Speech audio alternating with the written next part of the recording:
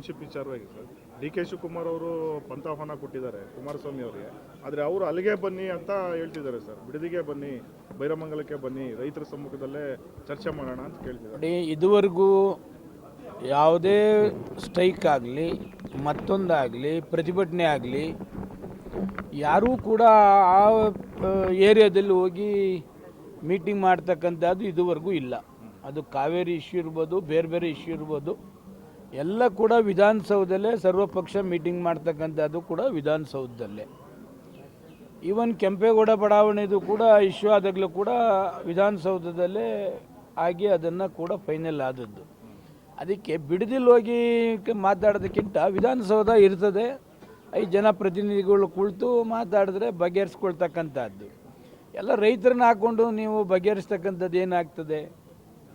ಈಗ ನೈಸ್ದು 1900 ಎಕರೆ 40 ಲಕ್ಷ ಕೊಟ್ಟರು, ಯಾಕಿನ್ನೂ ಬಗೆಹರಿಸಲಿಲ್ಲ ಇವರು?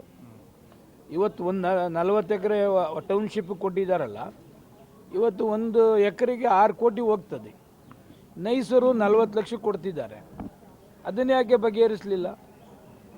ವಿಧಾನಸೌಧದಲ್ಲಿ ಕುಳಿತುಕೋಬೇಕಪ್ಪ, ಕೇಂದ್ರ ಸರ್ಕಾರದ ಸಚಿವರು ಇವರು, ಅವ್ರ MLAಗಳನ್ನ ಕುಣಿಸಿ ಎಲ್ಲನೂ ಮಾತಾಡಿಸಿ ರೈತರಿಗೆ ಬಗೆಹರಿಸಬೇಕು ಅಂತಕ್ಕಂಥದ್ದು ರಿಯಲ್ ಇದ್ದರೆ ಅವರು ವಿಧಾನಸೌಧದಲ್ಲಿ ಕುಳಿತು ಚರ್ಚೆ ಮಾಡಲಿ. ವಿಧಾನಸೌಧ ಬಗೆಹರಿದೇ ಹೋದರೆ ಅವ್ರ ಹೋರಾಟ, ಇವ್ರ ಪಾಡಿ ಇವ್ರ ಹೋರಾಟ. ಸರ್, ಶೋಭಾ ಕರಂದ್ಲಾಜೆ ಒಂದು ಆರೋಪ ಮಾಡಿದ್ದಾರೆ, ಇವರು ಕೂಡ ಕೇಳ್ಕೊಂಡು ಓಡಾಡ್ತಾ ಇದ್ದಾರೆ, ಅಂತೂ ರಾಜೀನಾಮೆ ಕೊಟ್ಟು ಹೋಗಲಿ.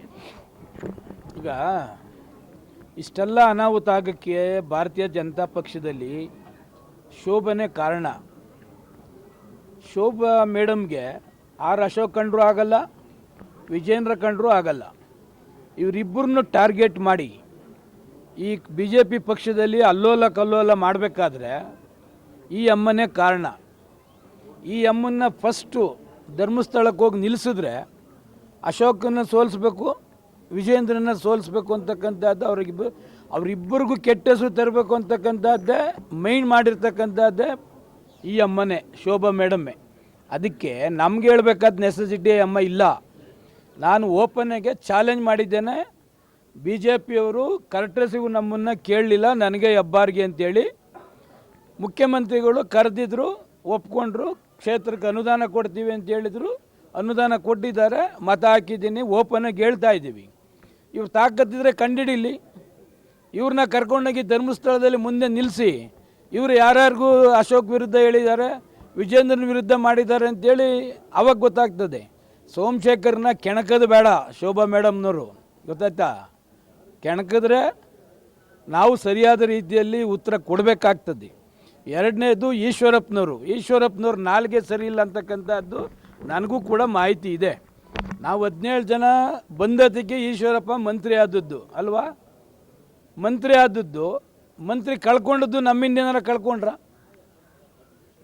ನಮ್ಮಿಂದೇನು ಮಂತ್ರಿ ಕಳ್ಕೊಂಡಿಲ್ಲ ಅವರು. ಆದರೆ ನಾಲ್ಗೆನ ಸ್ವಲ್ಪ ಬಿಗಿ ಹಿಡ್ದು ಮಾತಾಡಿದ್ರೆ ಈಶ್ವರಪ್ಪನವ್ರಿಗೂ ಅವ್ರ ಏಜ್ಗೆ ನಾವು ಗೌರವ ಕೊಡ್ತೀವಿ. ಆದರೆ ನಾಲ್ಗೆನ ಅರಿಬಿಡ್ತಕ್ಕಂಥದ್ದು ಇದೆಲ್ಲ ಸರಿ ಇಲ್ಲ.